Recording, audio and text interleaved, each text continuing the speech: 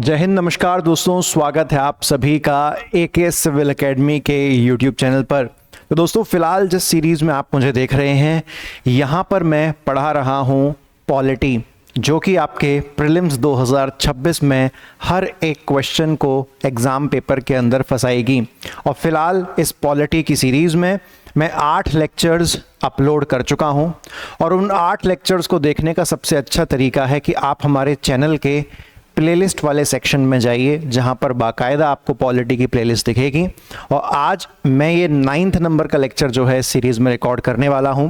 और दोस्तों, आपसे दरखास्त करूंगा कि अगर आपने सीरीज़ को शुरू से नहीं देखा है तो इसको बीच में से मत आप देखिएगा, क्योंकि इसको बीच में से देखने का अर्थ नहीं बनता है।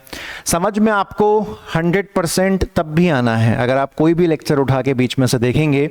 समझ में आपको 100% तब भी आना है, बट इसका जो सदुपयोग है वो कैसे है, जैसे हम ऑफलाइन क्लास में बैठ के टीचर के सामने अपने रजिस्टर में नोट्स बनाते हैं, प्रॉपर पढ़ाई करते हैं, बिल्कुल वैसा ही मकसद इस पूरी सीरीज का है। और अगर आप हमारे चैनल पर नए हैं तो मैं आपको बता देना चाहता हूं कि अगर आप मुझे इस यहां पर अभी फिलहाल देख रहे हैं, या हमारे चैनल पर किसी और भी टीचर को आप देख रहे हैं और वो आपको ये चीज़ पढ़ा रहे हैं, क्या है, क्रांति यूट्यूब बैच 2.0, जहां पर आपको प्री 2026 के लिए कोई भी पैसा खर्च करने की ज़रूरत नहीं है। यहां पर आपको ज़्यादा से ज़्यादा हम क्वेश्चन एग्जाम में फंसवाएंगे और पूरे प्रीलिम्स का सिलेबस का कोना कोना हम कवर करवाएंगे। लगातार स्टूडेंट्स मुझसे ये भी पूछ रहे हैं कि सर प्रीलिम्स का एमपी शुरू कर दो या प्रीलिम्स की साइंस शुरू कर दो। तो उसमें मैंने आपसे पहले भी कहा था, सब चीज़ें शुरू होनी है। आज 17 मार्च तारीख है, 1 मार्च 2025 को ये पूरा यूट्यूब बैच स्टार्ट हुआ है 2.0 वाला। तो आप थोड़ा सा तसल्ली रखिए, कम से कम 1 महीना तो जो है आप पूरा हो जाने दीजिए, तब हम मल्टीपल 3-4 चीज़ें चलाएंगे। और अगर आप ये उम्मीद कर रहे हैं कि एक ही समय पर 8-10 सब्जेक्ट या 5-6 सब्जेक्ट एक साथ चले, तो मैं माफ़ी चाहता हूँ, वो मेरे लिए संभव नहीं है और वो प्रैक्टिकली जो है उसकी आवश्यकता भी नहीं है। एक बार में ज़्यादा से ज़्यादा 4 सब्जेक्ट्स जो हैं हम आपके लिए शुरू करेंगे। ज्योग्राफी लगातार चल रहा है, संदीप सर पढ़ा रहे हैं, और याद रखिएगा संदीप सर जो ज्योग्राफी पढ़ा रहे हैं, इंडियन ज्योग्राफी, 3000 रट्टा फैक्ट, और वो भी विद एक्सप्लेनेशन। बहुत रेयर चांस हैं, 1% चांस है कि प्रीलिम्स 2025 में कोई क्वेश्चन बाहर हो जाए। 99.99% चांस है संदीप सर की उसी सीरीज में से आपको इंडियन ज्योग्राफी के सारे क्वेश्चन पेपर में दिखने वाले हैं। ये दम है उस सीरीज की, तो उसको हल्के में मत लीजिएगा। तो ज्योग्राफी अपनी चल रही है, पॉलिटी में चला रहा हूं। अभी एमपी जो है पूरे प्रीलिम्स की कंप्लीट एमपी कोना कोना, वो भी अभी शुरू होने वाली है। मार्च 2025 के एंड तक हम उसको भी शुरू कर देंगे। तो आपको टेंशन लेने की जरूरत नहीं है, सिर्फ आपको मजे करने हैं, एंजॉय करना है, लेक्चर्स का लुत्फ उठाना है, ठीक है। तो आइए दोस्तों, आज के इस सिलसिले को मैं आगे बढ़ाऊंगा और आपके साथ चर्चा करूंगा आज के इस सेशन की। और अगर आप लगातार हमारी इस सीरीज में जुड़े हुए हैं तो आप डबल टैप करके ये मेरे शुरुआत के 2 से 3 मिनट के प्रवचन को हटा दिया करिए, क्योंकि ये स्टैंडर्ड प्रवचन है, बताने पड़ता है, देना पड़ता है। और अगर आप लगातार इस सीरीज में मौजूद भी हैं ना दोस्तों, और फिर भी आप ये 2 से 3 मिनट सुनते हैं, तो आपके दिमाग में एक ठक ठक, एक नॉक नॉक जरूर हो जाती है, और आपको ये बार बार बता दिया जाता है कि हम यहाँ पर किस लिए हैं, और प्रीलिम्स 2026 आप कैसे हमारे माध्यम से सिर्फ यूट्यूब से आप क्रैक कर सकते हो, घर बैठे बैठे, ठीक है। चलिए, तो जैसे कि आपको दोस्तों पता है कि जो हमारा 8वें नंबर का जो लास्ट लेक्चर हमने पढ़ा था, फंडामेंटल राइट्स के, हमने आर्टिकल 26 तक का सफ़र जो है उसमें तय कर लिया है। फंडामेंटल राइट्स में कहाँ से कहाँ तक पढ़ते हैं, 12 से 35 तक, जहां पर हमने कहां से कहां तक का सफर पूरा कर लिया है, 12 से 26 तक। आज हमारा आगे का काफी सारा सफर जो है दोस्तों पूरा होने वाला है, तो अपनी सीट की जो पेटियां हैं वो बांध लीजिए। आर्टिकल 27 क्या कहता है? आर्टिकल 27 कहता है कि आप अगर अपने धर्म का प्रचार करना चाहते हो, अगर आप अपने रिलीजन का प्रमोशन करना चाहते हो, तो उसके लिए आपको कोई टैक्स भरने की जरूरत नहीं है। कि अगर मैं सनातन धर्म को फॉलो करता हूं तो मुझे इसके लिए हर साल 1 लाख रुपया भरना पड़ेगा, या मेरा कोई मित्र है वो सिख धर्म का है तो उसे 50,000 रुपया भरना पड़ेगा, या मेरा एक और मित्र है जो मुस्लिम है उसे 70,000 रुपये सालाना भरना पड़ेगा। यानी कि किसी धर्म का पालन करने के लिए टैक्स भरना पड़ेगा। ऐसा कुछ भी कॉन्सेप्ट नहीं है। ये जो आर्टिकल 27 है वो आपसे हर ऐसे टैक्स पर वसूल किए जाने पर क्या लगाता है, रोक लगाता है कि धर्म के नाम पर आपसे कोई भी टैक्स नहीं ले सकता है। ठीक है, अच्छा, अब यहां पर यही सेम बात आर्टिकल 27 की ये पहली वाली लाइन में लिखी हुई है और यहां पर बताया जा रहा है कि जो भारत है वो एक धर्मनिरपेक्ष जो है देश है और यहां पर किसी भी एक धर्म के नाम पर किसी भी व्यक्ति से टैक्स के रूप में पैसा नहीं वसूला जाएगा। यहां पर याद रखिएगा जो शब्द उपयोग किया जा रहा है दोस्तों वो क्या है, टैक्स। आगे आपको यहां पर एक शब्द और देखने को मिलेगा जो होती है फीस, फीस जिसको हम शुल्क कहते हैं।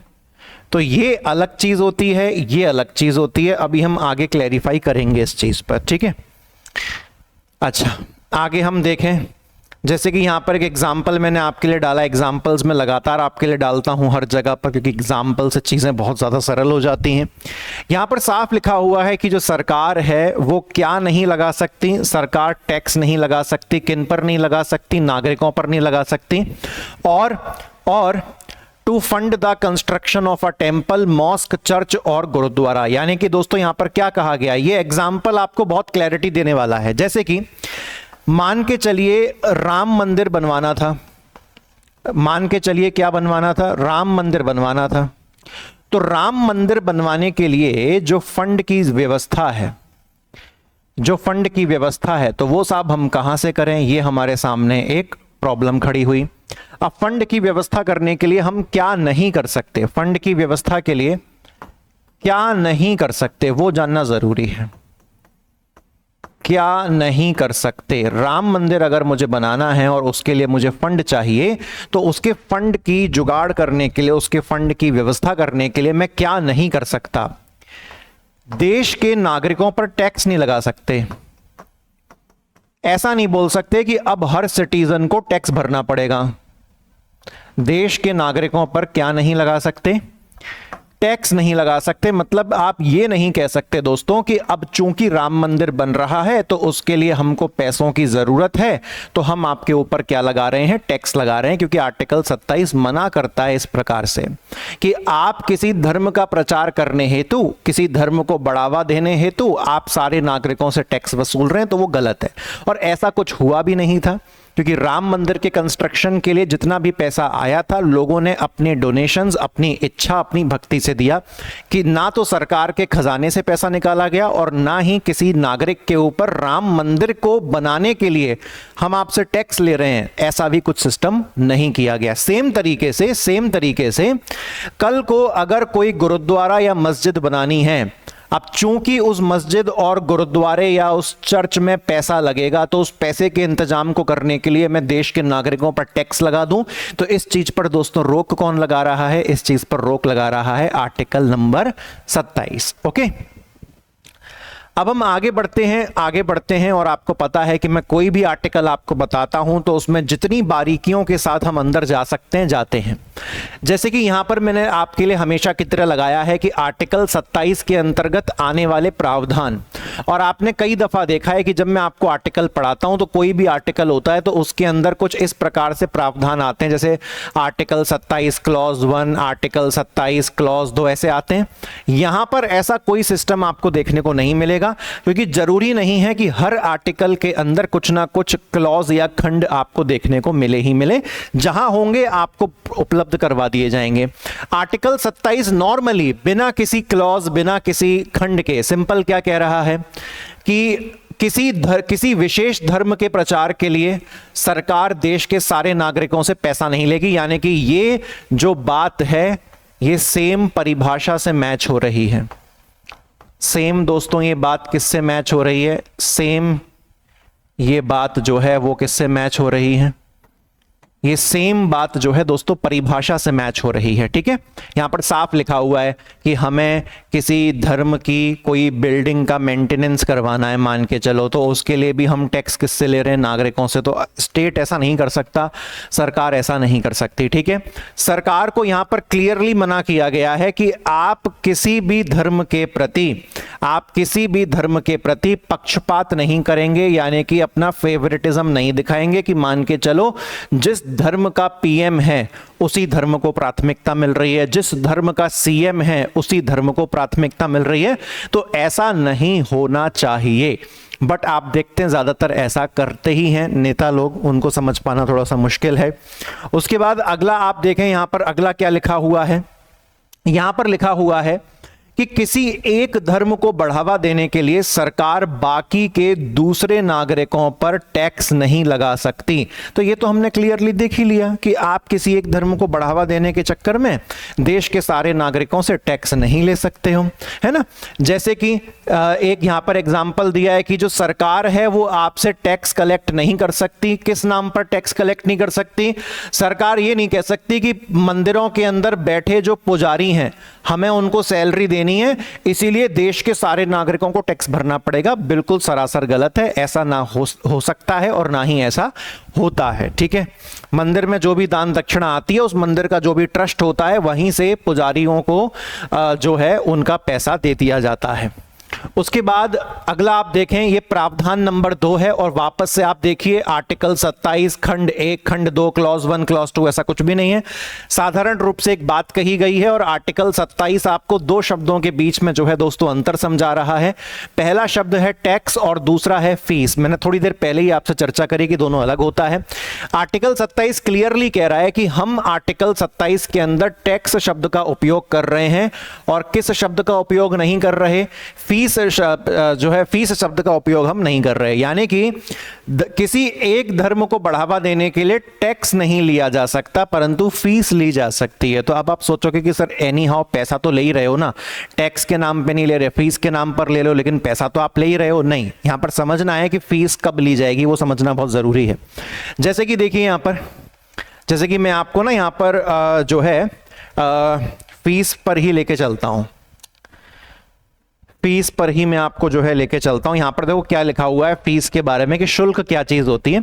शुल्क एक ऐसी अमाउंट है जो व्यक्ति भुगतान करता है जब वो व्यक्ति कोई विशेष सेवा का आनंद उठाता है, स्पेसिफिक सर्विस। जैसे कि मान के चलो मुझे किसी सरकारी जमीन पर भंडारा करवाना है।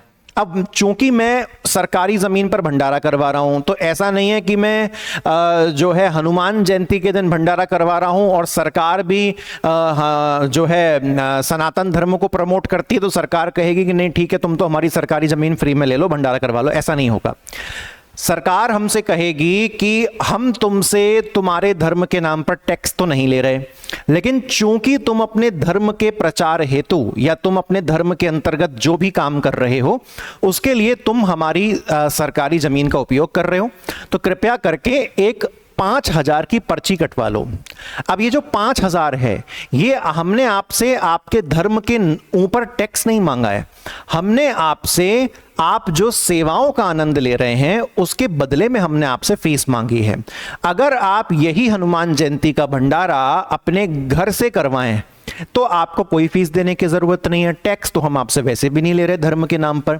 लेकिन चूंकि आप सरकारी जमीन पर भंडारा करवा रहे हैं तो मतलब आप जमीन का उपयोग कर रहे हैं, आप जमीन की सेवाओं का आनंद ले रहे हैं, तो इसीलिए आपको फीस का भुगतान करना पड़ेगा। समझ में आ गई क्लियर चीज? बस इसी एग्जाम्पल को अपने नोट्स में रजिस्टर में लिख लेना, आपको जीवन भर याद रहेगा, कहीं भी कोई भी आपको दिक्कत नहीं आएगी। ठीक है, तो इससे दोस्तों आप क्या सीख गए? इससे दोस्तों आप क्या सीख गए? इससे आप ये सीख गए कि आर्टिकल 27 टैक्स लेने के लिए मना करता है लेकिन शुल्क लेने के लिए हां करता है। और शुल्क यूं ही तो लिया नहीं जाएगा, फीस आपसे तभी ली जाएगी जब आपने बदले में कोई सर्विस यूज करी होगी। तो फीस तो लेना बनता है ना साहब, फीस तो लेनी पड़ेगी, सर्विस का यूज करोगे तो फीस तो देनी पड़ेगी आपको। तो यहां पर ये हो गई कहानी। ठीक है, अच्छा उसके बाद दोस्तों एक चीज और देखो, ये आर्टिकल 27 का प्रोविजन नंबर 3 यानी कि प्रावधान नंबर 3 है और यहां पर क्या क्या कहा गया है कि सरकार जो है वो पब्लिक का पैसा किसी भी ऐसे काम पर खर्च कर सकती है जो काम किस इरादे से किया जा रहा है, जो काम सेक्युलर इरादे से यानी कि धर्मनिरपेक्ष इरादे से किया जा रहा है। तीसरे पॉइंट को ध्यान से सुनना, मैं आपके लिए वापस रिपीट कर रहा हूं। सरकार काय के लिए पैसा खर्च कर सकती है? सरकार पब्लिक का मनी यानी कि जनता का पैसा किस काम पर खर्च कर सकती है? किसी ऐसे काम पर खर्च कर सकती है जिसकी प्रवृत्ति कैसी है, जिसकी प्रवृत्ति सेकुलर है, धर्मनिरपेक्ष है, यानी कि जो किसी भी एक धर्म की प्रति झुकाव नहीं है। तो अगर सरकार कोई ऐसा काम कर रही है जो किसी एक विशेष धर्म की तरफ झुका हुआ नहीं है, तो उस काम के लिए सरकार पब्लिक का पैसा खर्च कर सकती है। जैसे कि मैं आपको इसका एग्जाम्पल भी जो है दोस्तों बता दूंगा। यहां पर आप जैसे कि एग्जाम्पल देखिए, एग्जाम्पल क्या है, जैसे कि देखो आप मान के चलो कोई प्राचीन जो है धार्मिक स्थल है ना, कोई प्राचीन धार्मिक स्थल है। मान के चलो हमारे पास जो है हम मान के चलते हैं सांची स्तूप है ना, सांची स्तूप। तो सांची स्तूप डायरेक्टली किस धर्म से संबंधित है? बौद्ध धर्म से संबंधित है। लेकिन सांची स्तूप हमारा हेरिटेज है, हमारी धरोहर है, ये हमारे इतिहास का एक सबूत है। तो अगर हमने सांची स्तूप का संरक्षण नहीं किया, अगर हमने सांची स्तूप को टूट जाने दिया, तो फिर हम एक तरीके से अपने हेरिटेज को, अपने धरोहर को जो है खो रहे हैं। तो उस परिस्थिति में फिर सरकार जो है पब्लिक का पैसा यूज करके ऐसे ऐतिहासिक स्थलों को मरम्मत करवा सकती है। यहां पर इस बात की इजाजत दी जाएगी। यहां पर आप सरकार के ऊपर यह इल्जाम बिल्कुल नहीं लगा सकते कि सरकार बौद्ध धर्म को प्रमोट कर रही है इसीलिए सांची स्तूप ठीक करवा रही है। ऐसा नहीं है, क्योंकि सांची स्तूप ठीक करवाना बौद्ध धर्म का प्रचार ना होके वो क्या है, वो एक हेरिटेज को, वो एक धरोहर को बचाने का प्रयास है। ठीक है, अगली बात क्या कही जा रही है?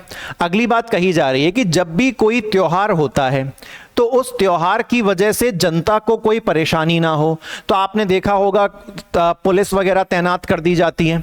अब आप पुलिस तैनात कर रहे हो त्योहार पर, तो उसके लिए पुलिस को पेमेंट भी तो हो रहा है ना। आप कहोगे नहीं सर पुलिस को तो सैलरी जा ही रही है।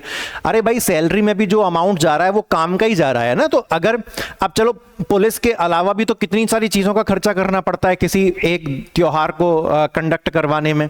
तो फिर उस जैसे अभी जैसे कि क्या निकल के गया बताइए, सोचिए, प्रयागराज में क्या निकल के गया? अभी समझ में आ गया, महाकुंभ। तो महाकुंभ में सरकार ने पैसा खर्च किया।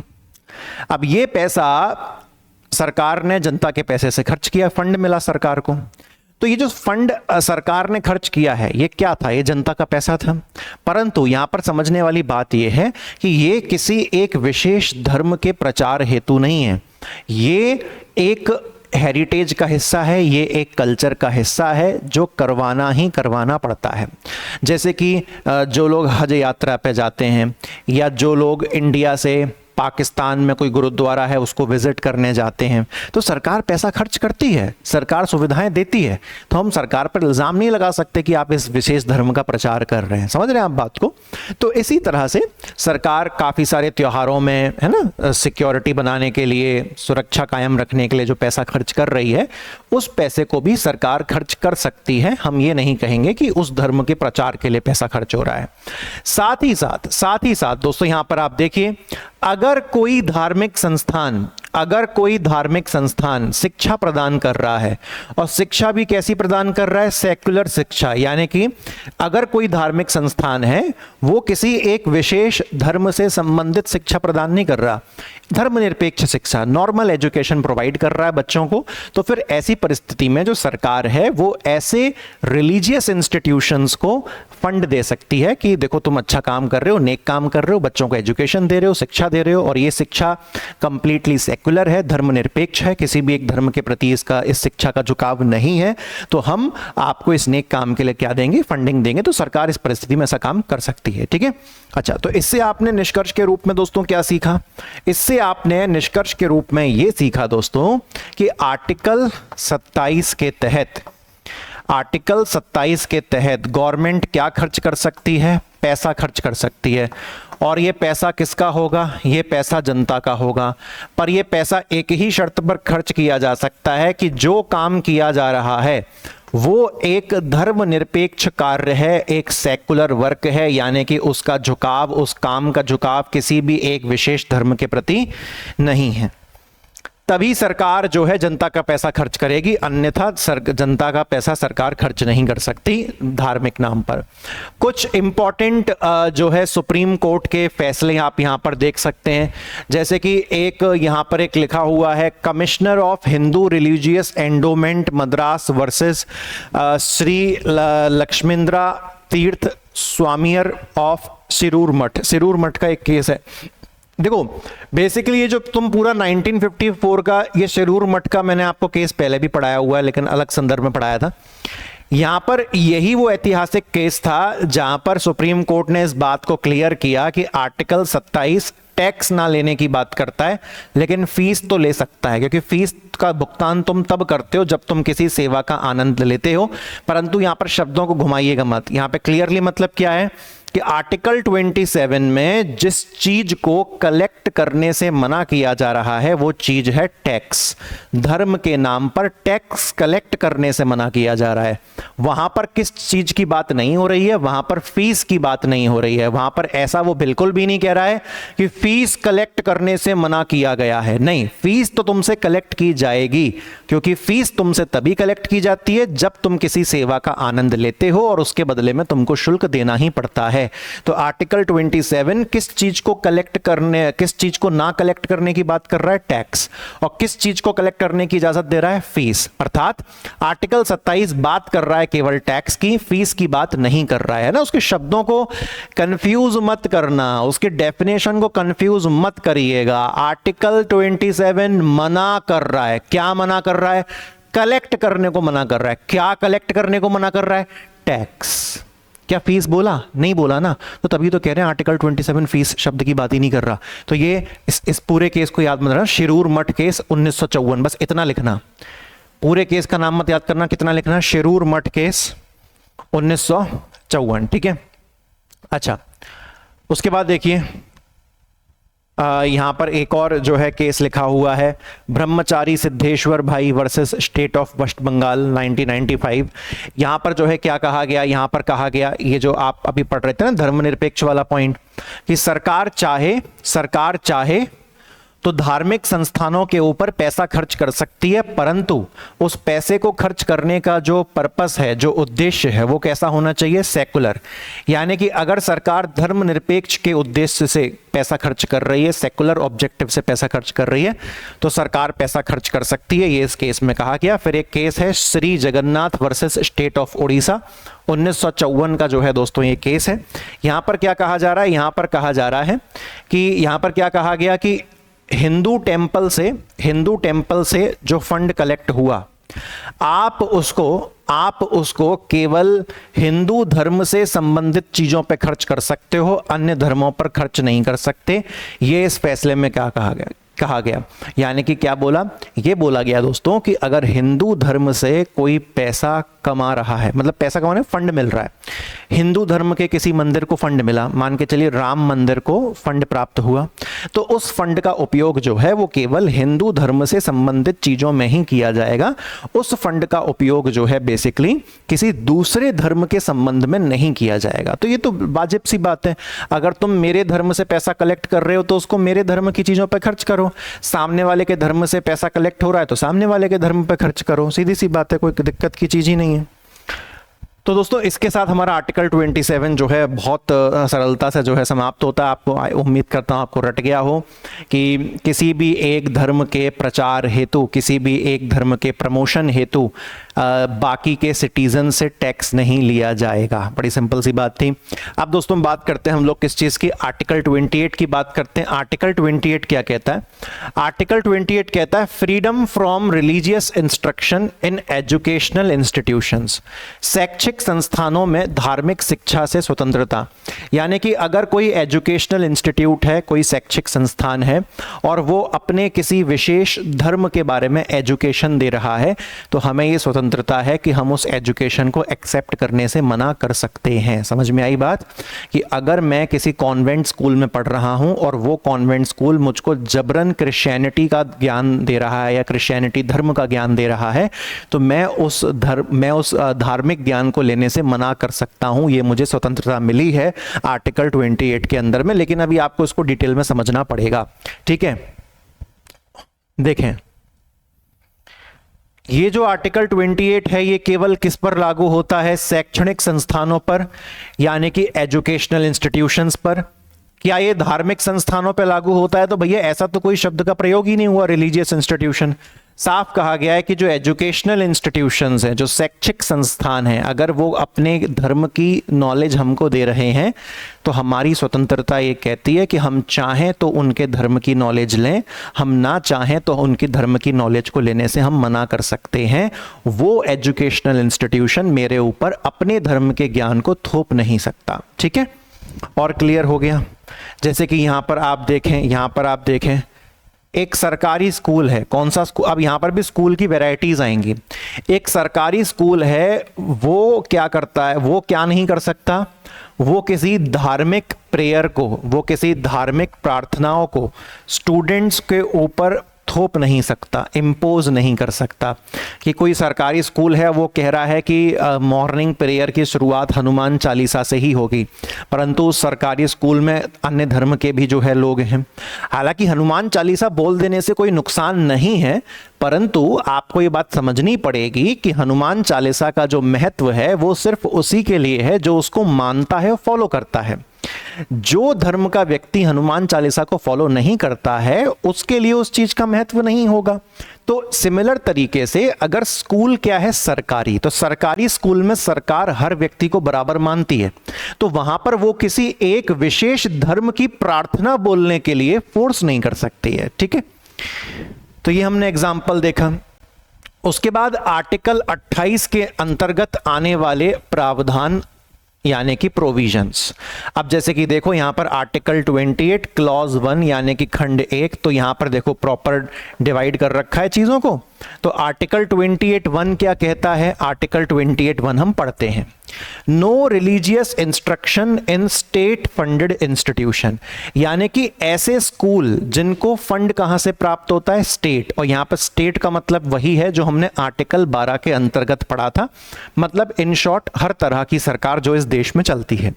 तो अगर कोई भी ऐसा एजुकेशनल इंस्टीट्यूशन है दोस्तों जिसको सरकार से पैसा प्राप्त हो रहा है, तो जब तुमको सरकार से पैसा प्राप्त हो रहा है तो तुम कायदे से सरकार के अनुसार चलो।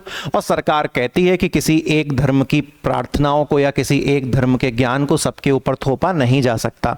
तो इसीलिए कहा गया है कि ऐसे शैक्षणिक संस्थान जिन्हें पैसा कहां से प्राप्त होता है? सरकार से, तो ऐसे शैक्षणिक संस्थानों में किसी भी प्रकार का धार्मिक ज्ञान नहीं दिया जा सकता।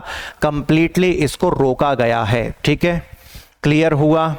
तो फंड कहां से प्राप्त हो रहा है आपको? फंड प्राप्त हो रहा है आपको स्कूल से, जैसे कि गवर्नमेंट से। जैसे कि सरकारी स्कूल है, सरकारी स्कूल को पूरा पैसा कहां से प्राप्त होता है? गवर्नमेंट से। ऐसे ही सरकारी कॉलेज है, सरकारी कॉलेज को पूरा पैसा प्राप्त कहां से होता है? गवर्नमेंट से। तो ये सरकारी स्कूल और ये सरकारी कॉलेज किसी भी प्रकार का धार्मिक ज्ञान कैन नॉट मतलब नहीं दे सकते। ठीक है, अच्छा, उसके बाद यहां पर एग्जाम्पल दे दिया है कि जैसे कि जो केंद्रीय विद्यालय होते हैं, सरकारी स्कूल हैं, तो ना तो ये हिंदू धर्म पढ़ा सकते, ना ये इस्लाम पढ़ा सकते, ना ये क्रिश्चियनिटी पढ़ा सकते, अपने सिलेबस में ऐसा कुछ भी नहीं पढ़ा सकते। ओके, तो आर्टिकल 28(1) देखा आपने। ऐसे ही दोस्तों क्या है? आर्टिकल 28(2). अब ये क्या कहता है? ये धार्मिक ज्ञान की इजाजत देता है। अच्छा, अभी रुक जाओ, ये आर्टिकल 28(2) क्या कह रहा है? ये कह रहा है कि धार्मिक ज्ञान दे सकता है स्कूल। कब दे सकता है धार्मिक ज्ञान स्कूल? जब इसे स्टेट से केवल पैसा प्राप्त होता है, परंतु सरकार इस स्कूल को चलाती नहीं है। परंतु सरकार इस स्कूल को चलाती नहीं है। इतनी बात क्लियर हुई? तो अभी कंफ्यूज मत होना, जो आपने आर्टिकल 28(1) में पढ़ा था ना, आर्टिकल 28(1) में, तो यहां से तो सरकार से पैसा भी प्राप्त हो रहा है और सरकार पूरा का पूरा मैनेजमेंट यानी कि प्रबंधन भी सरकार ही संभाल रही है दोस्तों। तो यहां पर दोनों के दोनों काम किसके द्वारा किए जा रहे हैं? यहां पर दोनों के दोनों काम जो है गवर्नमेंट के द्वारा किए जा रहे हैं, यानी कि गवर्नमेंट पैसा भी दे रही है और गवर्नमेंट पूरे स्कूल का प्रबंधन भी संभाल रही है। तो ऐसी परिस्थिति में तो फिर आप धार्मिक ज्ञान देना ही मत, गलती से भी। परंतु 28(2) में क्या है कि सरकार से पैसा तो प्राप्त हो रहा है, परंतु सरकार के द्वारा उस स्कूल का मैनेजमेंट, उस स्कूल का प्रबंधन नहीं संभाला जा रहा है। तो ऐसी परिस्थिति में वो स्कूल धार्मिक ज्ञान दे सकता है, ठीक है, लेकिन अब उसकी भी लिमिट है। अभी मैंने पढ़ा नहीं है, लेकिन पढ़ेंगे तो हमको ऐसा ही कुछ मिलेगा कि धार्मिक ज्ञान वो स्कूल दे सकता है, लेकिन स्टूडेंट की मर्जी है कि वो उसको ले या ना ले। इतनी बात क्लियर हुई? तो पैसा दे रही है सरकार, लेकिन सरकार स्कूल को मैनेज नहीं कर रही है। तो इस सिचुएशन में गेम भी 50-50 खेला जाएगा। चूंकि सरकार स्कूल को मैनेज नहीं कर रही है, तो इसीलिए स्कूल को इजाजत है कि वो धार्मिक ज्ञान दे सकते हैं, लेकिन चूंकि सरकार से फाइनेंशियल हेल्प तो मिल ही रही है स्कूल को, तो इसीलिए फिर वो स्कूल में पढ़ रहे बच्चे पर डिपेंड करता है कि वो स्कूल के द्वारा दिया जाने वाला धार्मिक ज्ञान को एक्सेप्ट करे या फिर रिजेक्ट करे। इतना क्लियर हो गया? तो यहां पर देखिए लिखा भी होगा कि आप स्टूडेंट को फोर्स नहीं कर सकते। आप धार्मिक ज्ञान दे सकते हो, लेकिन स्टूडेंट को फोर्स नहीं कर सकते कि तुम वो धार्मिक ज्ञान लो। ये कंप्लीटली क्या होगा, ये स्टूडेंट की मर्जी होगी कि वो उस धार्मिक ज्ञान को ले या ना ले। लेकिन जो 28(1) था, वहां तो जो स्कूल है ना, वो धार्मिक ज्ञान दे ही नहीं सकता, क्योंकि वहां पे पैसा भी सरकार का है और प्रबंधन अर्थात मैनेजमेंट भी सरकार का है दोस्तों, ठीक है। अब देखिए यहां पर, अब ज़्यादातर जो बच्चे हैं वो कॉन्वेंट स्कूल में पढ़े होते हैं। कॉन्वेंट स्कूल कैसे होते हैं? प्राइवेट स्कूल होते हैं, क्रिश्चियंस के द्वारा जो है मैनेज किए जाते हैं। तो इनको थोड़ा थोड़ा पैसा सरकार से मिलता रहता है समय दर समय, है ना। क्या मिलता रहता है? थोड़ा थोड़ा सरकार से पैसा जो है इनको मिलता रहता है, ठीक है। तो ये अपने स्कूल में क्रिश्चियनिटी के बारे में यानी कि ईसाई धर्म के बारे में पढ़ा सकते हैं। जैसे कि हमारे स्कूल में, हमारा जो सेंट जॉर्जेस स्कूल था, वहाँ पर एक छोटी सी बाइबल जो है, ब्लू कलर की छोटी सी बाइबल जो है, हम सबको खरीदने के लिए कहा गया था। तो हम सब ने खरीदा, सब, हमको इतना पता नहीं था, हमको कहा गया तो हमने खरीद लिया। और उस जैसे जो क्रिश्चियनिटी से हमारे यहाँ दोहे होते हैं, मंत्र होते हैं, श्लोक होते हैं, तो ऐसे ही क्रिश्चियनिटी में साम्स होते हैं ना। मुझे पता नहीं, मुझे सही याद आ रहा है कि नहीं, बहुत पुरानी बातें हैं। तो इनको क्या कहते हैं क्रिश्चियनिटी में? साम्स। तो साम नंबर 1, साम नंबर 2 में इसमें ये बातें लिखी हैं, इसमें ये बातें लिखी हैं, इसमें ये बातें लिखी हैं। तो कुछ दिन तो हमारी एक हफ्ता भर तो क्लास लगी और हर कोई इस क्लास में जाता था। फिर अचानक से एक हफ्ते बाद क्लास बंद हो गई। आज मुझे समझ में आ रहा है कि क्यों बंद कर दी, क्योंकि स्कूल ने कुछ तो विचार किया ही होगा इस बात पे कि भैया हम प्राइवेट स्कूल हैं और एक कॉन्वेंट स्कूल है, लेकिन हमको कुछ ना कुछ सरकार से फंडिंग मिलती है, तो इसीलिए हम अपनी धार्मिक ज्ञान तो बच्चों को दे सकते हैं, लेकिन बच्चों को फोर्स नहीं कर सकते उस क्लास में आने के लिए। तो फिर पता है क्या हुआ कि हमारी क्लास में, कहने को कॉन्वेंट स्कूल था, लेकिन हमारी क्लास में केवल 4 बच्चे ऐसे थे जो क्रिश्चियन थे। और फिर क्या हुआ, हमारे एग्ज़ाम ख़त्म हो गए। ये 6th क्लास की बात है, जब मैं 6th क्लास में था। तो हमारे एग्ज़ाम ख़त्म हो गए, हमारे स्कूल के हमारे टर्म वाले एग्ज़ाम ख़त्म हो गए। लेकिन ये जो 4 क्रिश्चियन बच्चे थे, ये उस एग्ज़ाम जो हमारा जो आखिरी एग्ज़ाम था, ये उसको देने के बाद भी स्कूल में रुके। तो हमने पूछा कि यार तुम क्यों दे रहे हो यार, ये तुम क्यों रुके हो, एग्ज़ाम तो हो गया। बोले नहीं, हमारा वो साम वाला एक पेपर है, छोटा सा टेस्ट है। तो उन क्रिश्चियन बच्चों से वो टेस्ट दिलवाते थे और वो मना भी नहीं करते थे। हालांकि वो क्रिश्चियन वाले बच्चे चाहे तो मना कर सकते थे, लेकिन वो मना भी नहीं करते थे। एक ऐसी लड़का था हमारे स्कूल में, सृजन, बहुत ही इंटेलिजेंट था और आई थिंक शायद उसने IIT से पढ़ाई भी करी है अपनी। तो वो तो गुप्ता था, तो बट उसने भी इस ऑप्शन को ऑप्ट किया था। तो हम तो आधे टाइम नहीं समझ पाया कि क्रिश्चियन है, गुप्ता काय को लगाता है। तो उसने अपनी इच्छा से ऑप्ट किया होगा। अब सोचो 6th क्लास के बच्चे में उस टाइम इतना ज्ञान था कि उसने अपनी इच्छा से ऑप्ट भी कर लिया। और हम गधे थे, हमको इतने बरस लग गए समझने में कि उन दिनों स्कूल में क्या घटना घटित हो गई, आज जाके समझ में आ रहा है, ठीक है।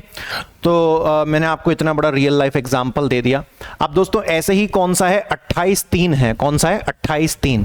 तो 28(3) किस टाइप के स्कूल की बात करता है?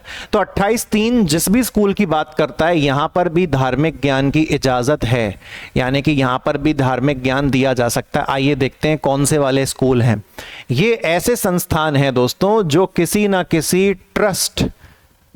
किसी ट्रस्ट या धार्मिक बॉडी के द्वारा बनाए जाते हैं। जैसे कि फॉर एग्जांपल अभी सुनना, मान के चलो एक शैक्षणिक संस्थान, एक स्कूल है, और उस स्कूल को एक धार्मिक बॉडी ने या फिर कहें कि एक चैरिटेबल ट्रस्ट ने बनाया है। जैसे कि फॉर एग्जांपल मान के चलो एक स्कूल है, ठीक है ना, स्कूल है। अब ये जो स्कूल है दोस्तों ये कंप्लीटली एक कॉन्वेंट स्कूल है ना। हम वापस से कौन सा स्कूल का एग्जांपल ले रहे हैं? कॉन्वेंट स्कूल का। लेकिन दोस्तों यहां पर फर्क क्या है कि ये जो कॉन्वेंट स्कूल है इसको एक ऐसे ट्रस्ट ने बनाया है जो खुद भी क्या है? क्रिश्चियन है। ट्रस्ट आप लोग जानते ही हो, जहां पर पूरा पैसा कलेक्ट हो रहा है, मतलब बेसिकली जिसका पैसा लगा हुआ है उसको ट्रस्टी कहते हैं। ट्रस्ट का मालिक ट्रस्टी है ना। तो जिसका पैसा लगा हुआ है, तो आप देखिए स्कूल भी कैसा है? कॉन्वेंट। और यहां पर प्राप्त होने वाला सारा पैसा कौन से धर्म के ट्रस्ट से प्राप्त हो रहा है? मतलब क्रिश्चियन। तो फिर ऐसे स्कूल में धार्मिक शिक्षा दी जा सकती है। ऐसे स्कूल में क्या दी जा सकती है? धार्मिक शिक्षा दी जा सकती है ना। और लेकिन यहां पर भी इस बात का ध्यान रखना है कि किसी भी स्टूडेंट को आप क्या नहीं कर सकते? फोर्स नहीं कर सकते।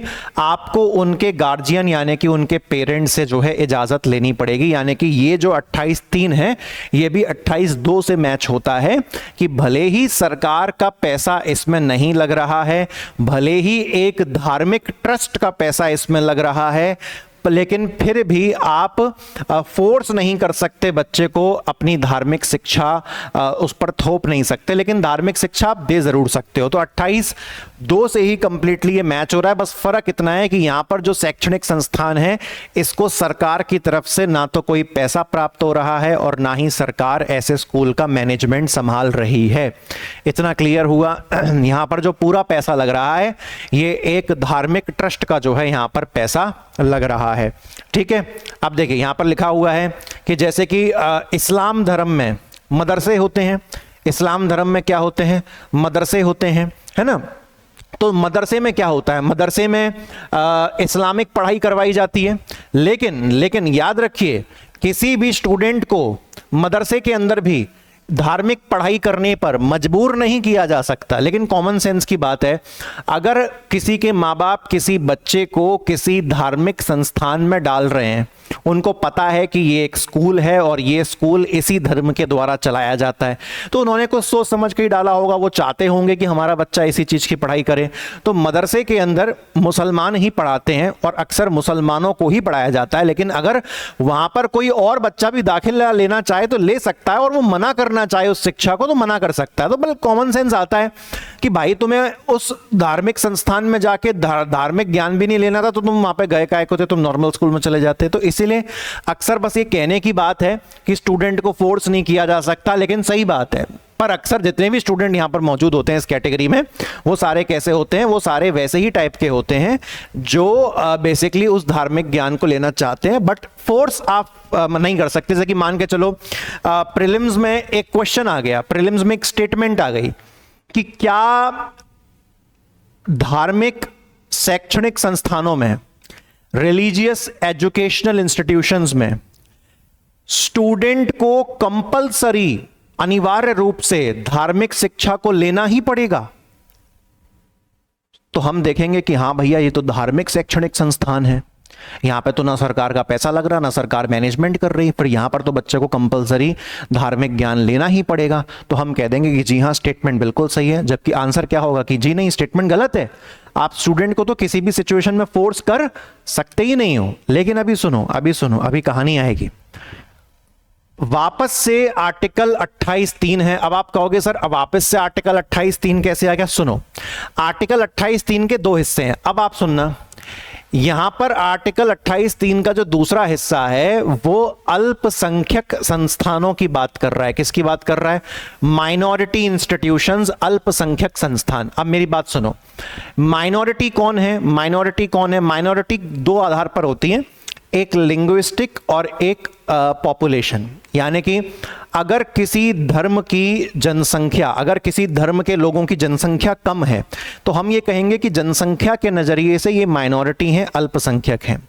और अगर कोई भाषाई आधार पर क्या है, अल्पसंख्यक है, मतलब कि मान के चलो कि तमिल भाषा है और ये बहुत कम संख्या में बोली जा रही है, तो इसका मतलब ये हो गया कि तमिल भाषा एक माइनॉरिटी लैंग्वेज हो गई। तो जो अल्पसंख्यक समूह होते हैं ये दो प्रकार के होते हैं, जनसंख्या के आधार पर भी और भाषा के आधार पर भी। यहां पर जो बात हो रही है मैं समझता हूं भाषा के आधार पर ही हो रही होगी, क्योंकि रिलीजियस इंस्टीट्यूशन की जो है बात हो रही है, बच्चों को पढ़ाने की बात हो रही है। तो यहां पर जो है क्या, खैर यहां पर जो है क्या लिखा जा रहा है, यहां पर लिखा जा रहा है कि जो अल्पसंख्यक समूह होते हैं, जो माइनॉरिटी रिलीजियस इंस्टीट्यूशंस होते हैं, जो अल्पसंख्यक शैक्षणिक संस्थान होते हैं, तो यहां पर जो है एक बात का हमको ध्यान रखना है कि ये अपनी धार्मिक शिक्षा दे सकते हैं और इनके यहां पर पढ़ने वाले बच्चों के लिए ये अपनी धार्मिक शिक्षा को कंपलसरी भी घोषित कर सकते हैं। क्या घोषित कर सकते हैं? कंपलसरी भी घोषित कर सकते हैं। इस बात का हमको ध्यान रखना है, ठीक है। तो आपको आर्टिकल 28(3) दोस्तों दोनों कॉन्सेप्ट क्लियर हो गया आर्टिकल 28(3) का, कि आर्टिकल 28(3) क्या कहना चाह रहा था। और अगर आपको आर्टिकल 28(3) अभी भी क्लियर नहीं हुआ है तो कोई बात नहीं, हर किसी को हर चीज क्लियर होना जरूरी भी नहीं है, मजाक कर रहा हूं।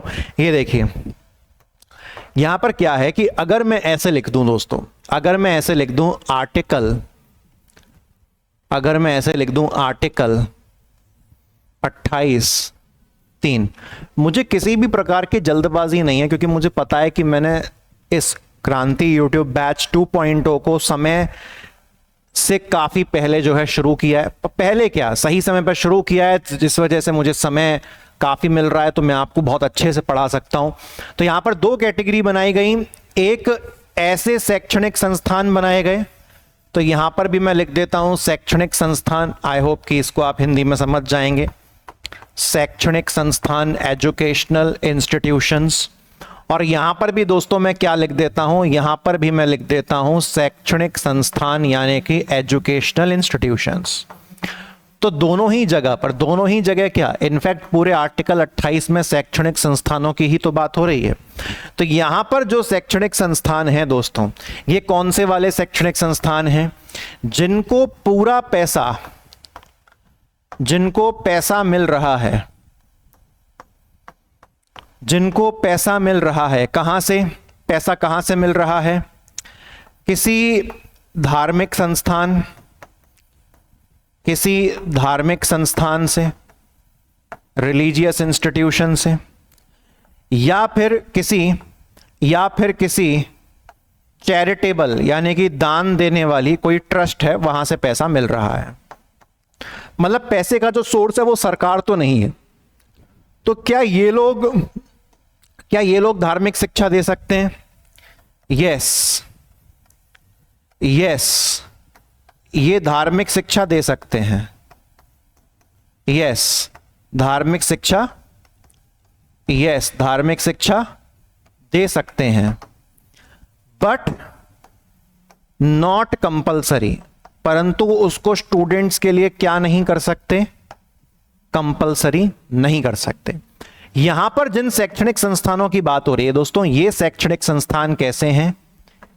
ये अल्पसंख्यक वाले हैं। ये कैसे हैं? ये माइनॉरिटी वाले हैं। और यार मुझे एक बात बताओ, अगर माइनॉरिटी वाले अपने स्कूलों में अपनी ही भाषा, अपने ही धर्म को कंपलसरी नहीं करेंगे तो बच्चे सीख नहीं पाएंगे। बच्चे सीख नहीं पाएंगे तो ये जीवन भर अल्पसंख्यक ही रह जाएंगे, कभी इनकी मात्रा बढ़ेगी ही नहीं। तो माइनॉरिटी वाले क्या हैं? माइनॉरिटी वाले ये रिलीजियस एजुकेशन को कंपलसरी कर सकते हैं, यानी कि जो रिलीजियस शिक्षा दे रहे हैं ये अपनी धार्मिक शिक्षा को क्या कर सकते हैं दोस्तों? ये अपनी धार्मिक शिक्षा को अनिवार्य कर सकते हैं, कंपलसरी कर सकते हैं। ये अपनी धार्मिक शिक्षा को अनिवार्य कर सकते हैं, यानी कि कंपलसरी कर सकते हैं। क्यों? तो वो रीजन भी जान लो क्यों। क्योंकि अगर ये नहीं करेंगे तो फिर ये कभी मेजॉरिटी नहीं बन पाएंगे। अगर ये अनिवार्य नहीं करेंगे अगर ये अनिवार्य नहीं करेंगे तो बहुसंख्यक नहीं बन पाएंगे, माइनॉरिटी रह जाएंगे हमेशा। तो मेजॉरिटी नहीं बन पाएंगे। इतना क्लियर हुआ दोस्तों आप सभी को अच्छी तरीके से? चलो आगे बढ़ते हैं। तो आपके मसले को, आपकी समस्याओं को शुरू होने से पहले ही हमने यहां पर खत्म कर दिया। ठीक है, तो एक तरीके से केवल एक ही प्रकार के शैक्षणिक संस्थानों को धार्मिक शिक्षा कंपलसरी करने की इजाजत है। 28(3) के अंदर वो वाले शैक्षणिक संस्थान जो अल्पसंख्यक की कैटेगरी में है, अर्थात माइनॉरिटी की कैटेगरी में है। ठीक है, अच्छा इस वाली स्क्रीन को पॉज करके आप लोग रीड कर लीजिएगा, ऐसा कोई बहुत ज्यादा इंपॉर्टेंट नहीं है। पॉज करो, एक बार रीड कर लो, है ना, और इच्छा लगे तो उसको लिख भी लेना आप, ऐसी कोई बहुत ज़्यादा ज़रूरत वाली चीज़ नहीं है। इसके जो केसेस हैं पॉज करके रीड कर लो। मैं चलता हूँ कहाँ पर, हम चलते हैं आर्टिकल 29 पर। ठीक है दोस्तों, आर्टिकल 29 किसकी बात कर रहा है? आर्टिकल 29 बात कर रहा है कि जो माइनॉरिटी लोग होते हैं, जो अल्पसंख्यक होते हैं, हमें उनके हितों की रक्षा करनी है, उनके इंटरेस्ट का प्रोटेक्शन करना है बेसिकली। ठीक है ना, तो यहां पर देखिए क्या कहा गया है कि मान के चलो कोई अल्पसंख्यक है, कोई माइनॉरिटी है, और उस माइनॉरिटी की अपनी कोई भाषा है तो हमें उसे बचाना है। उस माइनॉरिटी की अपनी कोई स्क्रिप्ट है, हमें उसे बचाना है। उस माइनॉरिटी का अपना कोई कल्चर है, अपना कोई उसकी संस्कृति है, हमें उसे बचाना है। क्योंकि जो लोग माइनॉरिटी में हैं, जो लोग अल्पसंख्यक हैं, उनको अगर हम नहीं बचाएंगे तो वो और ज़्यादा अल्पसंख्यक होते जाएंगे। बड़ी सिंपल सी बात है। ठीक है, अब यहाँ पर क्या लिखा हुआ है? अब यहाँ पर क्या लिखा हुआ है कि ये जो आर्टिकल 29 है, ये सभी सेक्शंस पर लागू होता है। ये सभी सेक्शंस पर, हर सिटीजन पर जो है ये लागू होता है। अब आप कहोगे सर ये क्या मतलब हुआ? आप तो यहां पर पढ़ा रहे हो कि आर्टिकल 29 केवल किस पर लागू होता है? अल्पसंख्यक। और यहां पर आप कह रहे हो कि सभी नागरिकों पर। तो ये दोनों बातें तो एक दूसरे के विपरीत हैं। सभी सिटीजन्स पर, जी हां दोस्तों, अगर आप गूगल करेंगे, अगर आप आर्टिकल 29 की सही से स्टडी करेंगे, तो भले ही उसके नाम में माइनॉरिटी शब्द का प्रयोग किया हुआ है, परंतु ये आर्टिकल 29 हर भाषा को कवर करता है, हर धर्म को कवर करता है, हर संस्कृति को कवर करता है, हर देश के नागरिक को कवर करता है। मतलब आर्टिकल 29 सिर्फ और सिर्फ अल्पसंख्यकों के लिए नहीं है, सिर्फ और सिर्फ माइनॉरिटीज के लिए नहीं है। हमें इस बात को जानना होगा। ठीक है, ये नोट बना के लिख लेने वाली बात है, हर किसी को इसके बारे में पता नहीं होता है। बहुत इंपॉर्टेंट बात है कि नॉट ओनली फॉर माइनॉरिटीज, कि सिर्फ अल्पसंख्यकों के लिए नहीं है। नॉट ओनली फॉर माइनॉरिटी, सिर्फ अल्पसंख्यकों के लिए नहीं है, ये सारे नागरिकों के लिए, सारे नागरिकों के लिए, केवल अल्पसंख्यकों के लिए नहीं है। इतनी चीज क्लियर हो गई आप सभी को? Very nice. अब आर्टिकल 29 का सबसे बड़ा उद्देश्य क्या है कि इस देश की विविधता बनी रहे, डाइवर्सिटी बनी रहे। कैसे? मान के चलिए अगर हम इस देश की हर भाषा को बचाने का प्रयास करेंगे, तो दोस्तों जितनी ज्यादा भाषाएं बचेंगी उतनी ही ज्यादा इस देश की विविधता कहलाएगी, और जितनी कम भाषाएं इस देश में बच पाएंगी उतनी कम इसकी डाइवर्सिटी होती जाएगी। जितने ज्यादा कल्चर्स इस देश में होंगे, जितने ज्यादा कल्चर्स को हम इस देश में बचाते जाएंगे, उतना ही ज्यादा जो है डाइवर्सिटी यानी कि विविधता देखने को मिलेगी। अब आपके दिमाग में, आपके जहन में अगर एक प्रश्न आता है कि सर अल्पसंख्यकों की भाषा, अल्पसंख्यकों का कल्चर बचाने की बात समझ में आती है, लेकिन आर्टिकल 29 देश के सारे नागरिकों पर लागू किया गया, ये बात कुछ हमको समझ में नहीं आती है। तो दोस्तों सुनो, आज के टाइम पर अगर कोई मेजॉरिटी है यानी कि बहुसंख्यक, ठीक है, और दूसरी ओर एक व्यक्ति क्या है, माइनॉरिटी यानी कि अल्पसंख्यक। तो हमें किसको बढ़ाना है, हमें किसको बढ़ाना है, हमें माइनॉरिटी को बढ़ाना है। तो मान के चलिए हमने इनको बढ़ाया बढ़ाया बढ़ाया और हम इनको बढ़ाते हुए यहां पर ले आए, ठीक है। लेकिन जो लोग मेजॉरिटी में थे आपने उनको वैसे का वैसा ही छोड़ दिया। तो एक समय क्या आएगा, एक समय आएगा कि जो माइनॉरिटी है वो क्या बन जाएगी, मेजॉरिटी, और जो पहले मेजॉरिटी थे वो अब क्या बन जाएंगे, माइनॉरिटी। तो क्या सरकार ऐसा चाहती है? नहीं, सरकार हमेशा बैलेंस रखना चाहती है। माइनॉरिटी मेजॉरिटी का कॉन्सेप्ट होना ही नहीं चाहिए, सरकार ये चाहती है। तो इसीलिए अगर भाषा को बचाने की बात है, अगर संस्कृति को बचाने की बात है, तो फिर हर देश के व्यक्ति को इस बात का अधिकार है, क्योंकि ना तो हम ये चाहते कि ये कम रह जाएं और ना हम ये चाहते कि ये कम रह जाएं। जो भी कम रह रहा है उसको बढ़ाओ, जो भी कम रह रहा है उसको बढ़ाओ, सीधी सी बात।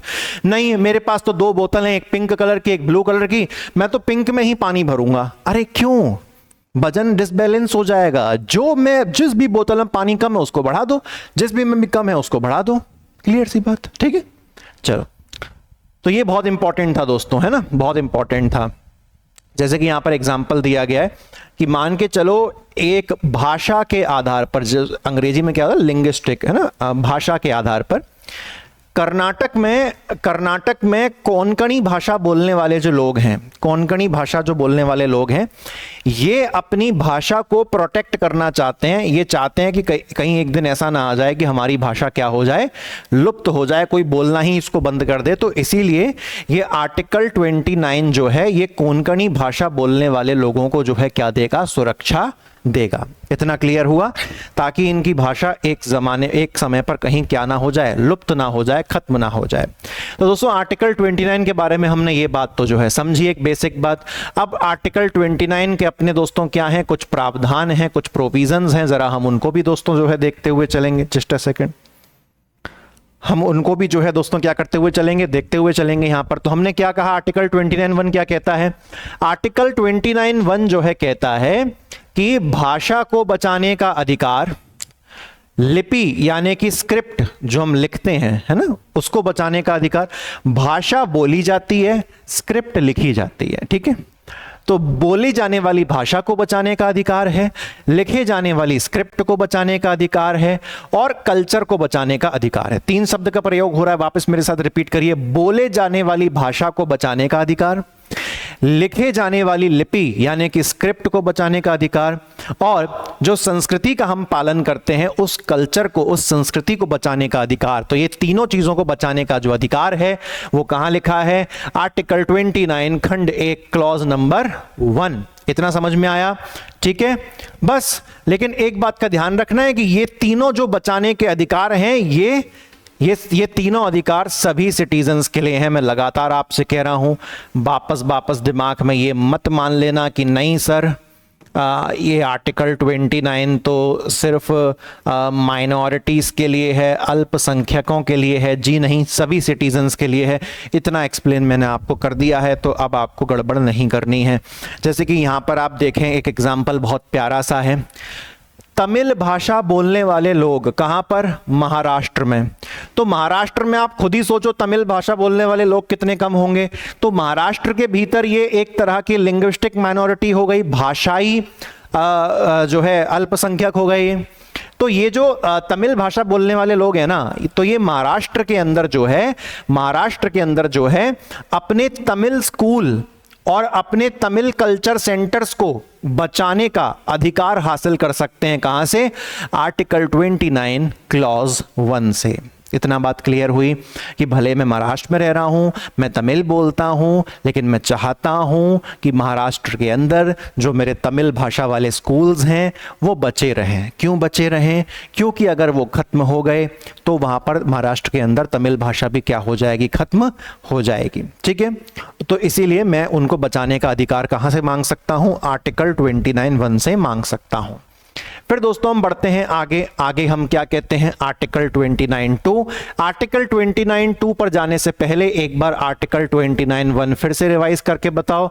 आर्टिकल 29(1) किन 3 चीजों को बचाने का अधिकार देता है, भाषा को बचाने का अधिकार देता है, यस और नो, स्क्रिप्ट यानी कि लिपि को बचाने का अधिकार देता है, यस और नो, और उसी के साथ साथ संस्कृति यानी कि कल्चर को बताने का अधिकार देता है। यस और नो?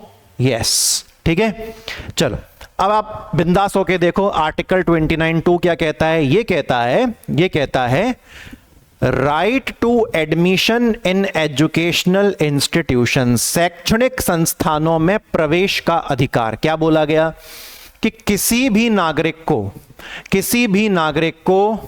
किसी भी शैक्षणिक संस्थान में एडमिशन देने से मना नहीं किया जाएगा। किस चीज के आधार पर? उसके धर्म के आधार पर, उसके रेस और उसकी जाति के आधार पर, उसकी भाषा के आधार पर। इतनी बात क्लियर हुई।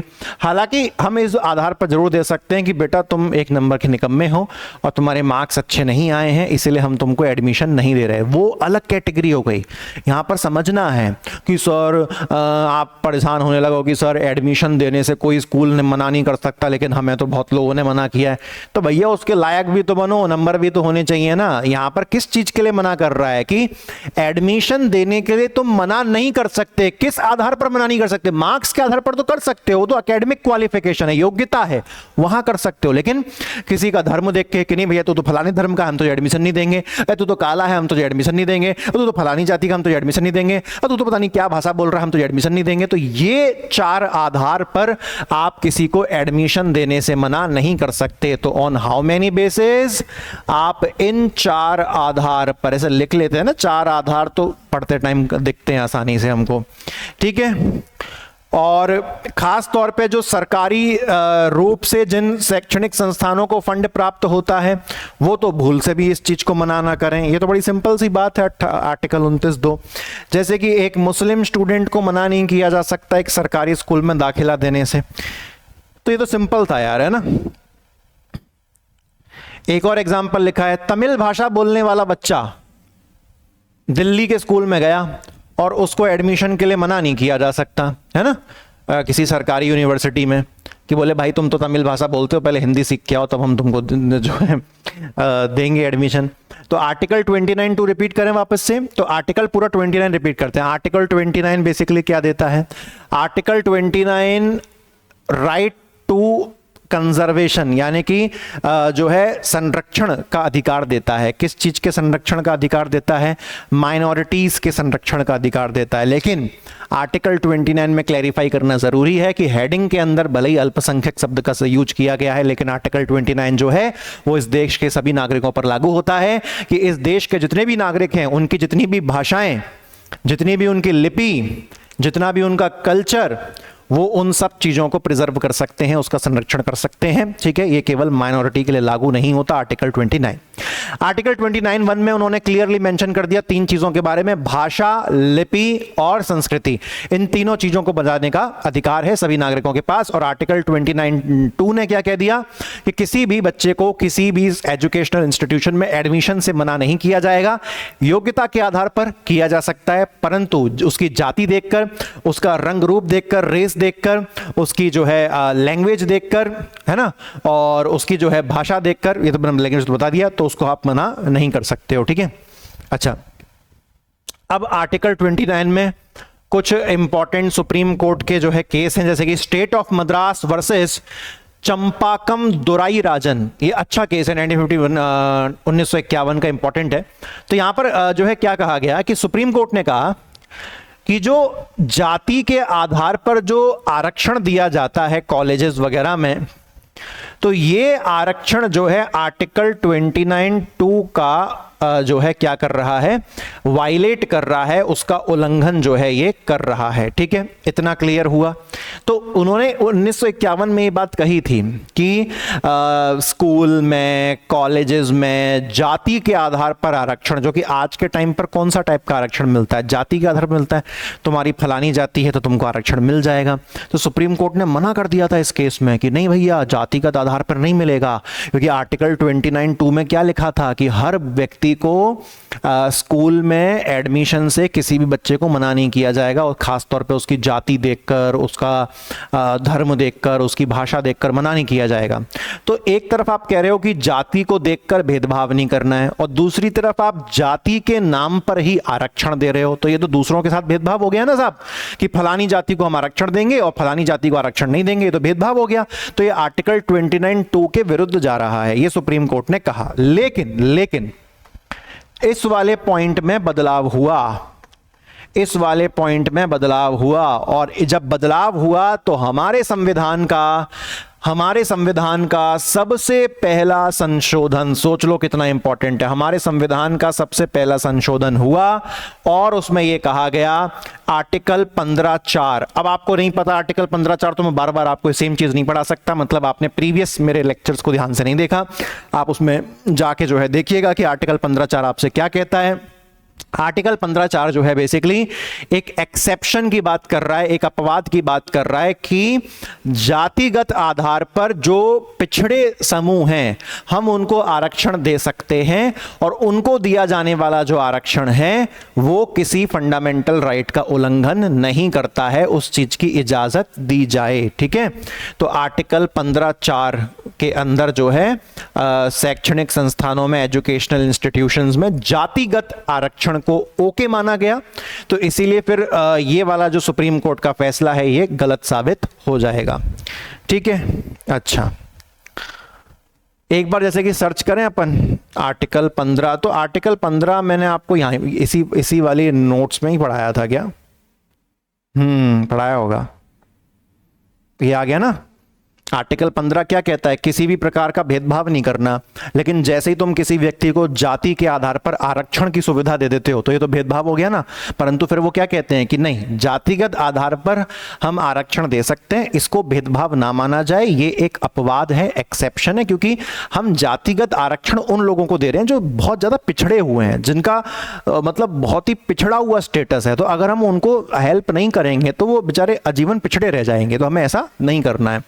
तो हम देखते हैं कि क्या हमने आर्टिकल 15(4) पढ़ा भी था कि ऐसे ही बस हवाबाजी में हमने जो है कामकाज किए थे। ये 3 आ गया, ये 4 आ गया। जी हाँ दोस्तों, बिल्कुल पढ़ा था। देखिए आर्टिकल 15(4) क्या कह रहा है? आर्टिकल 15(4) कहता है कि जो पिछड़े समूह हैं, यानी कि SC, ST, OBC और EWS, इनको क्या दिया जाए?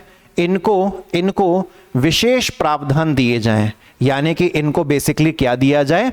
आरक्षण दिया जाए। कहां पर? शैक्षणिक संस्थानों में और साथ ही साथ सरकारी नौकरियों में। ये बात समझ में आ गई आपको?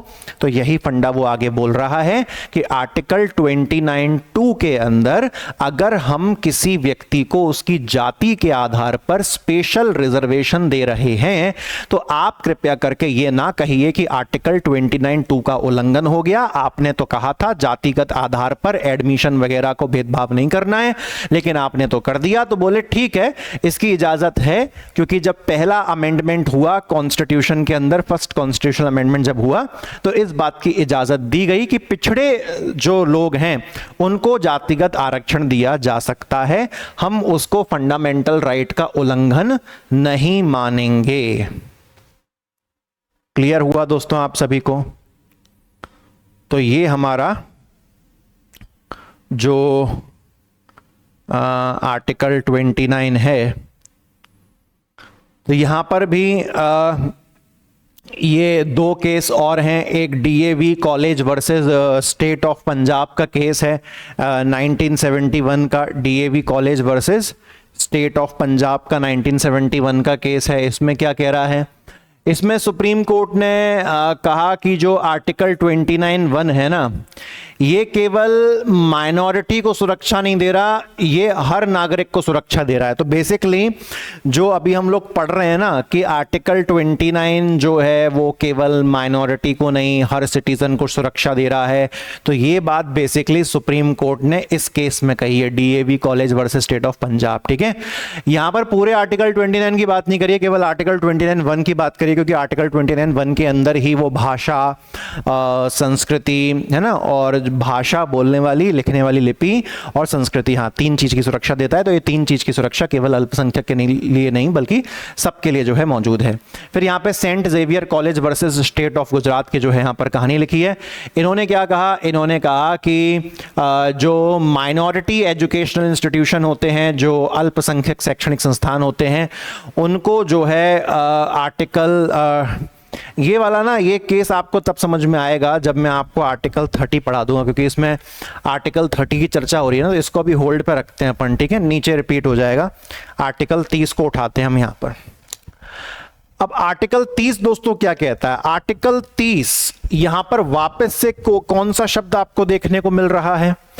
यहां पर अल्पसंख्यकों के अधिकारों की बात हो रही है, राइट्स ऑफ माइनॉरिटीज, कि ये लोग अपने खुद के शैक्षणिक संस्थान बना भी सकते हैं और उसको चला भी सकते हैं। और अब मैं दोस्तों आपको क्लियर कट बात बता दूं कि आर्टिकल 29 सभी नागरिकों के लिए है। आर्टिकल 29 सभी सिटीजन्स के लिए है, ये मैंने आपको बता ही दिया काफी। और अभी आपने पीछे वो डीएवी कॉलेज वाला केस भी देखा, वहां पर भी क्लियर हुआ। और जो आर्टिकल 30 है, यहां पर कोई डाउट नहीं है, ये सिर्फ किसके लिए मौजूद है? ये सिर्फ अल्पसंख्यकों के लिए है, ओनली फॉर माइनॉरिटीज। इतना क्लियर हो गया दोस्तों आप सभी को? चलिए, तो यहां पर क्या कहा गया है? यहां पर देखो, बड़ी सिंपल सी बात है, मैं आपको एक नोट लिखवा रहा हूं, लिख लो, मैं बोल रहा हूं, लिख लो उसको अपने रजिस्टर में। सुनिए क्या कह रहे हैं हम ये कह रहे हैं दोस्तों, एक मिनट रुकिएगा, हम यहां पर एक बात को कह रहे हैं, ध्यानपूर्वक सुनिएगा। लिखें कि अगर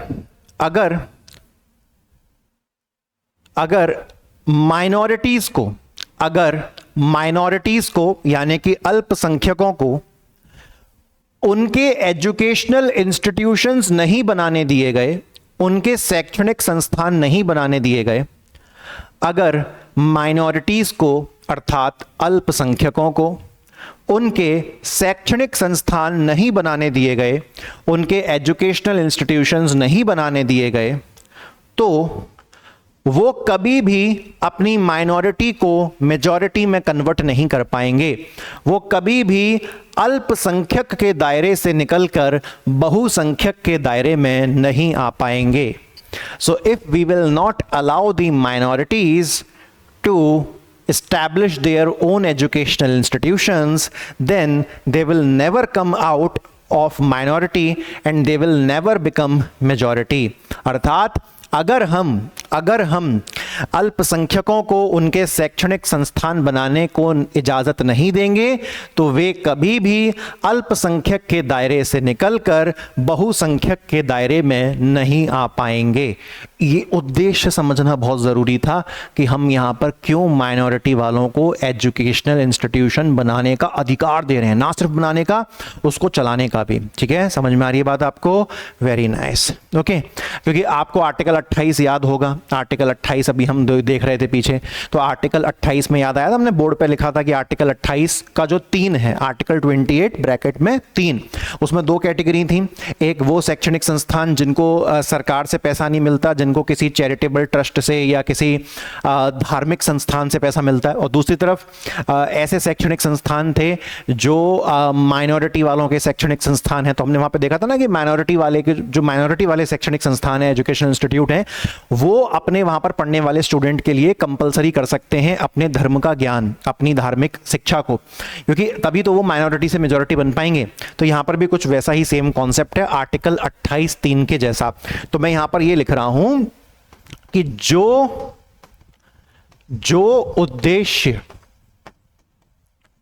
उद्देश्य हमने आर्टिकल 28(3), और देखो आर्टिकल 28(3) का पार्ट 2 ऐसा कुछ नहीं होता, हम लिख देते हैं अपनी सहूलियत के लिए, आर्टिकल 28(3) का पार्ट 2 हम अपनी सहूलियत के लिए लिख रहे हैं, के अंदर पढ़ा था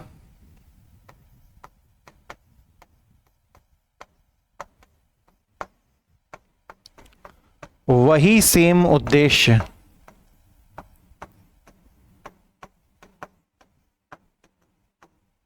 वही सेम उद्देश्य कहां है? यहां आर्टिकल 30 में देखने को मिल रहा है।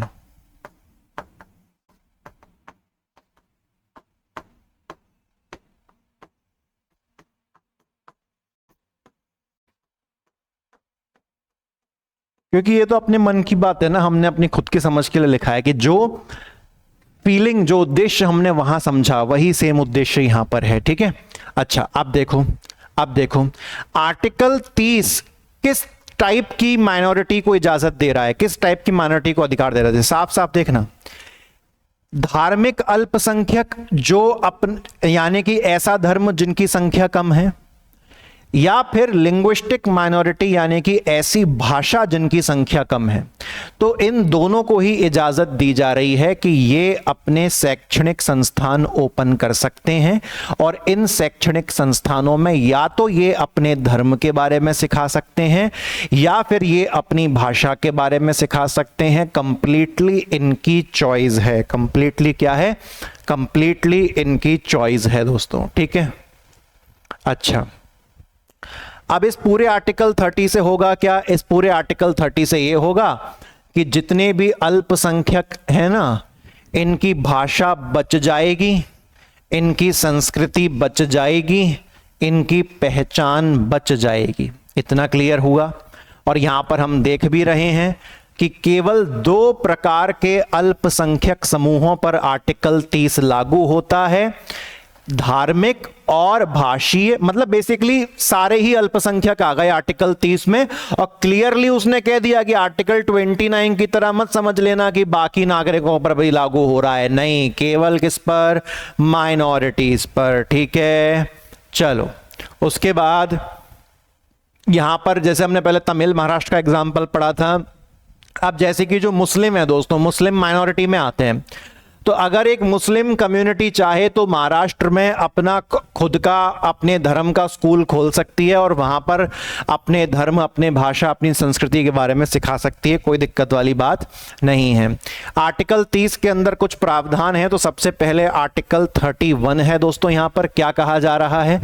यहां पर आर्टिकल 30 एक क्या इजाजत दे रहा है? ये अल्पसंख्यकों को अधिकार दे रहा है कि तुम अपने एजुकेशनल इंस्टीट्यूशन ना सिर्फ खोलो बल्कि उनको खुद से चलाओ भी। ठीक है, तो यहां पर ये वही सेम बात लिखी है। ठीक है, और लिखा हुआ है कि जो सरकार है वो इन स्कूलों के मैनेजमेंट में इंटरफियर नहीं कर सकती है।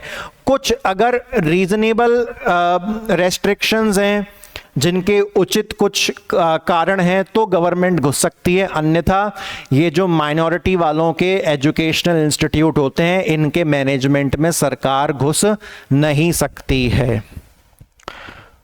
उसके बाद जैसे कि यहां पर एग्जाम्पल आप समझ जाओगे, आर्टिकल 30(2) पे चलो। आर्टिकल 30(2) ये क्या कह रहा है? यानी कि किसी भी माइनॉरिटी इंस्टीट्यूशन को, किसी भी अल्पसंख्यक संस्थान को सरकार जब भी पैसों की सहायता देगी तो वो भेदभाव नहीं करेगी, डिस्क्रिमिनेशन नहीं करेगी। जैसे कि फॉर एग्जांपल मैं आपको यहां पर बताऊं कि अगर सरकार फाइनेंशियल हेल्प दे रही है, वित्तीय सहायता दे रही है, किनको? प्राइवेट स्कूलों को, तो वैसी ही वित्तीय सहायता वो किसे देंगे? माइनॉरिटी वाले एजुकेशनल इंस्टीट्यूट्स को, बिना किसी भेदभाव के। ऐसा नहीं कि कोई माइनॉरिटी वाला है और मान के चलते हैं कि मुस्लिम माइनॉरिटी का कोई स्कूल है तो सरकार उसको तो कम सहायता देती है और दूसरे को ज्यादा वित्तीय सहायता देती है। तो इस प्रकार का भेदभाव नहीं किया जाएगा। ये कहां लिखा है?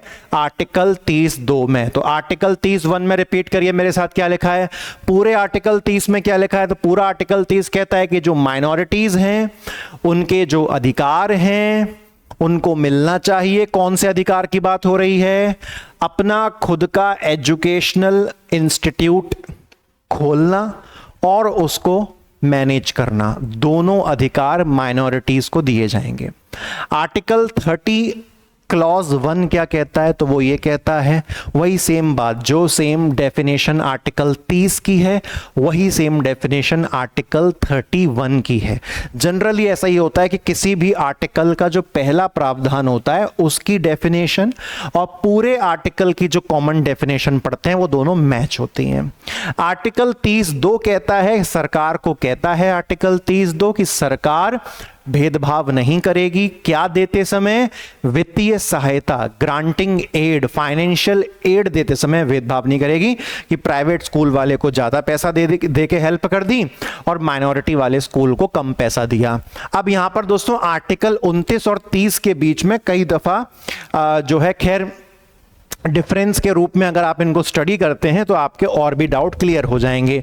जैसे कि जो आर्टिकल 29 है, ठीक है, ये किसको प्रोटेक्ट करता है, ये माइनॉरिटीज को प्रोटेक्ट करता है। लेकिन दोस्तों यहां पर एक सुधार करके ये लिख देना चाहिए कि नॉट ओनली माइनॉरिटीज, कि सिर्फ अल्पसंख्यक ही नहीं, नॉट ओनली माइनॉरिटीज, सिर्फ अल्पसंख्यक ही नहीं, बट ऑल सिटीजन्स, परंतु सभी नागरिक इसमें शामिल हैं। ठीक है, ये आर्टिकल 29। आर्टिकल 30 अल्पसंख्यकों का अधिकार, किसका अधिकार, सिर्फ अल्पसंख्यकों का अधिकार, ओनली माइनॉरिटीज, ओनली माइनॉरिटीज, सिर्फ अल्पसंख्यकों का अधिकार, काय का अधिकार, शैक्षणिक संस्थान बनाने का और उसको प्रबंध करने का।